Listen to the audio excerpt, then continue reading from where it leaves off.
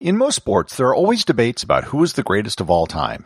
Baseball can argue about Babe Ruth versus Willie Mays. Basketball can argue about LeBron James and Michael Jordan. However, there's one sport where there is absolutely, positively no doubt who is the greatest of all time.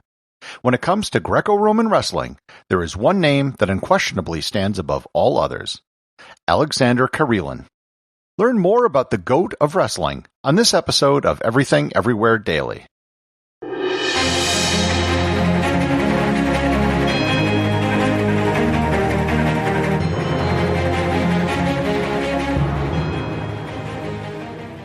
This episode is sponsored by ScottyVest. It's the 21st century. All of us have gear we carry around with us. You're probably listening to this podcast on some form of portable device. We have smartphones, tablets, e-readers, wireless earbuds, and then maybe even a portable battery and a cable to charge everything. ScottyVest solves your gear problems by providing jackets and clothing with extra pockets to carry all of your gear. I've even used my ScottyVest jacket in lieu of a camera bag when I've been traveling.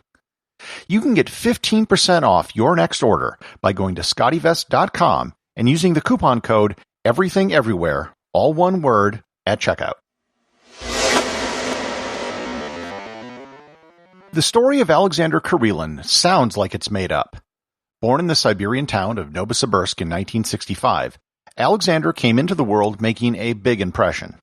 Literally. His birth weight was 5.5 kilograms or 12 pounds. He was a big kid growing up who excelled at every sport he tried. Soon after he began wrestling, he was big enough to compete at the super heavyweight level, which is where he stayed his entire life. At the age of 14, he began training with his coach, Viktor Kuzanov, who remained his coach his entire life. By the time he started wrestling competitively the next year, he developed an interesting trait. He didn't lose. Ever. In 1985, he won the World Junior Championship. In 1986, he won the Junior European Championship. In 1987, he won the World Junior Championship again. His first ever loss came at the 1987 Soviet National Championships, where he lost to reigning champion Igor Rostorowski by 1 point. The next year, he beat him at the National Championships while recovering from the flu and had a concussion. After this first loss, his legend began to grow. His training regime was the stuff of fables. This madman from Siberia would run through the woods with a log on his back. He would row down rivers. When asked who his greatest opponent was, he replied, "My refrigerator," because he would bear hug a refrigerator and then carry it up 8 flights of stairs in his apartment building. One of his nicknames, along with the obvious Alexander the Great, was the Experiment. He earned the nickname because people were sure he had to have been using performance-enhancing drugs because of his success. When he was asked about it, he replied, quote, "No one can completely believe that I'm natural. The most important drug is to train like a madman. Really like a madman. The people who accuse me are those who have never trained once in their life like I train every day of my life." Unquote.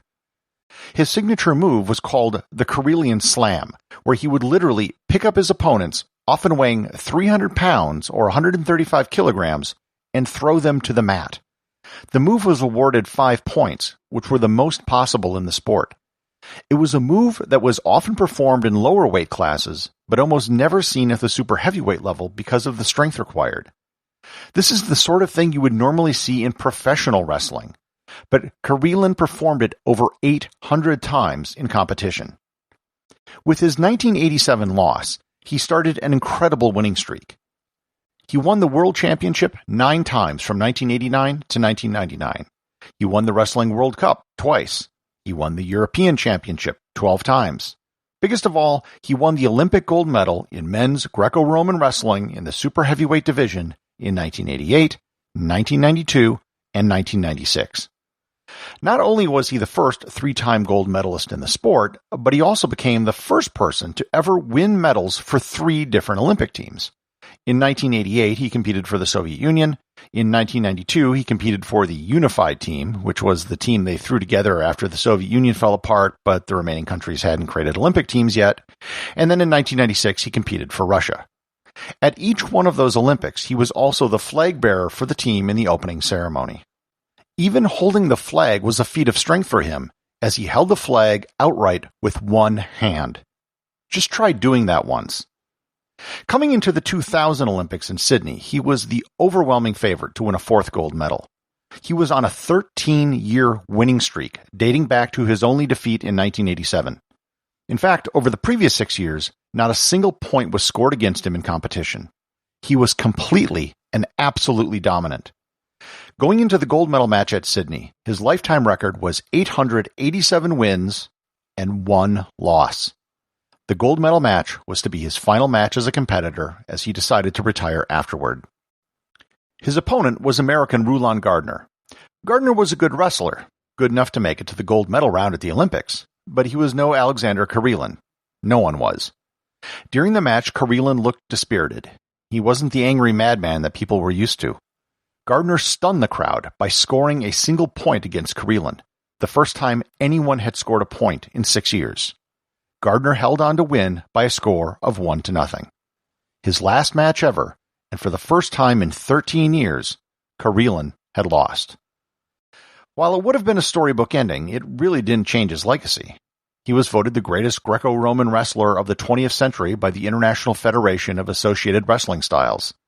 He was inducted into the International Wrestling Hall of Fame in 2003, and he was also named a Hero of Russia.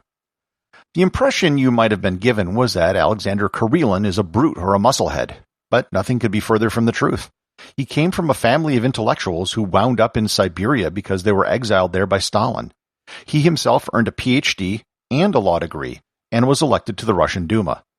To this day, Karelin had a hard time talking about his loss at the 2000 Olympics. It was a black mark on an otherwise perfect career. Despite losing his match, Aleksandr Karelin will go down as amateur wrestling's GOAT, the greatest of all time. Executive producer of Everything Everywhere Daily is James Makkyla. Special thanks to everyone who supports the show over on Patreon. Please remember to leave a review over on Apple Podcasts. Even a simple review can really help the show get discovered in the sea of other podcasts that are out there.